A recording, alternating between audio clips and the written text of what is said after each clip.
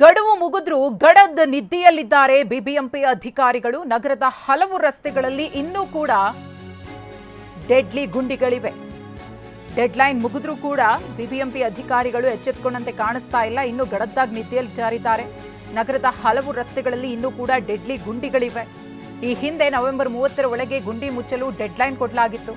ಇದಾದ್ಮೇಲೆ ಅದನ್ನ ಎಕ್ಸ್ಟೆಂಡ್ ಮಾಡಿದ್ರು. ಡಿಸೆಂಬರ್ 31ಕ್ಕೆ ಗಡುವು ವಿಸ್ತರಣೆಯಾಗಿತ್ತು. ಡಿಸೆಂಬರ್ 31 ಕಳೆದು ಇದೀಗ ಜನವರಿ, ಹೊಸ ವರ್ಷ ಆರಂಭ ಆಗಿದೆ. ನೆಕ್ಸ್ಟ್ ಡಿಸೆಂಬರ್ ಬಂದರೂ ಕೂಡ ಇವರು ಗುಂಡಿ ಮುಚ್ಚುವಂತಹ ಲಕ್ಷಣಗಳೇ ಕಾಣಿಸ್ತಾ ಇಲ್ಲ.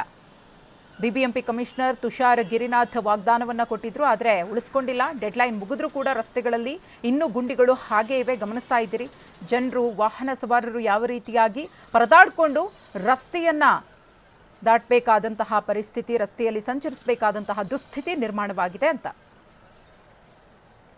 ಇನ್ನು ಈ ಬಗ್ಗೆ ನಮ್ಮ ಪ್ರತಿನಿಧಿ ಕಿರಣ್ ಸೂರ್ಯ ಒಂದು ಪ್ರತ್ಯಕ್ಷ ವರದಿ ಕೊಟ್ಟಿದ್ದಾರೆ, ನೋಡೋಣ.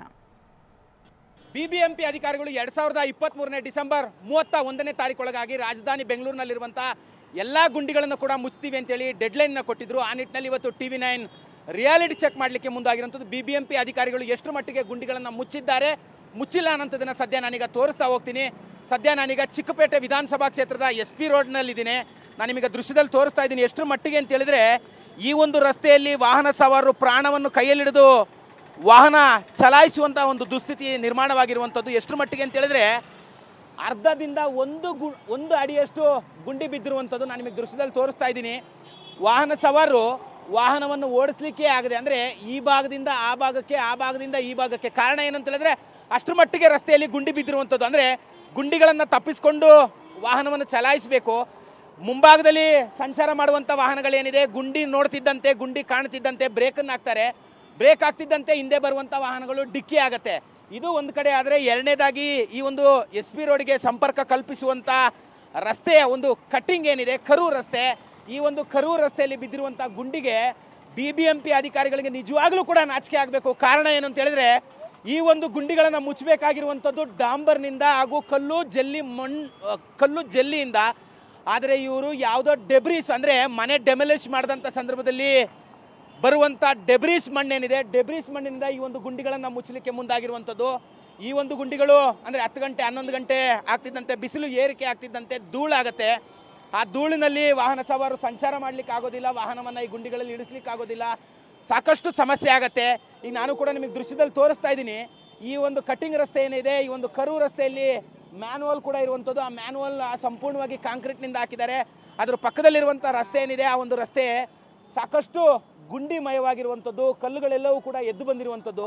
ಈ ಒಂದು SP ರೋಡ್ ಏನಿದೆ, SP ರೋಡ್ಗೆ ಸಂಪರ್ಕ ಕಲ್ಪಿಸುವಂಥ ಒಂದು ಮಾರ್ಗದಲ್ಲಿ ಈ ಒಂದು ಗುಂಡಿಗಳಿಂದ ಸಂಪೂರ್ಣವಾಗಿ ಟ್ರಾಫಿಕ್ ಜಾಮ್ ಆಗುತ್ತೆ. ನಮ್ಮ ಕ್ಯಾಮ್ರಾ ಪರ್ಸನ್ ಕೂಡ ತಮಗೆ ತೋರಿಸ್ತಾ ಇದ್ದಾರೆ. ಈಗ ಎಷ್ಟು ಮಟ್ಟಿಗೆ ಅಂತ ಹೇಳಿದ್ರೆ, ವಾಹನ ಸವಾರ ಎಲ್ಲವೂ ಕೂಡ ಸ್ಲೋ ಆಗುತ್ತೆ ಇಲ್ಲಿ. ಕಾರಣ ಏನು ಅಂತ ಹೇಳಿದ್ರೆ, ವಾಹನ ಓಡಾಡೋದಿಲ್ಲ, ವಾಹನ ಓಡಾಡಲಿಕ್ಕೆ ಕಷ್ಟವಾಗುವಂಥ ನಿಟ್ಟಿನಲ್ಲಿ ಟ್ರಾಫಿಕ್ ಜಾಮ್ ಆಗುತ್ತೆ. ಅಂದರೆ ತೋರಿಸ್ತಾ ಇದ್ದೀವಿ ಈಗ ಎಷ್ಟು ಮಟ್ಟಿಗೆ ಅಂತ ಹೇಳಿದ್ರೆ, ವಾಹನಗಳೆಲ್ಲವೂ ಕೂಡ ಕಿಲೋಮೀಟರ್ ಗಟ್ಟಲೆ ನಿಂತ್ಕೊಳ್ಳುತ್ತೆ. ಇಲ್ಲಿಂದ KR ಮಾರ್ಕೆಟ್ನ ಒಂದು ಫ್ಲೈಓವರ್ ಏನಿದೆ, ಫ್ಲೈಓವರ್ವರೆಗೂ ಕೂಡ ಈ ಒಂದು ಜಾಮ್ ಆಗುತ್ತೆ. ಕಾರಣ ಏನು ಅಂತ ಹೇಳಿದ್ರೆ, ಇಲ್ಲಿರುವಂಥ ಗುಂಡಿಗಳು.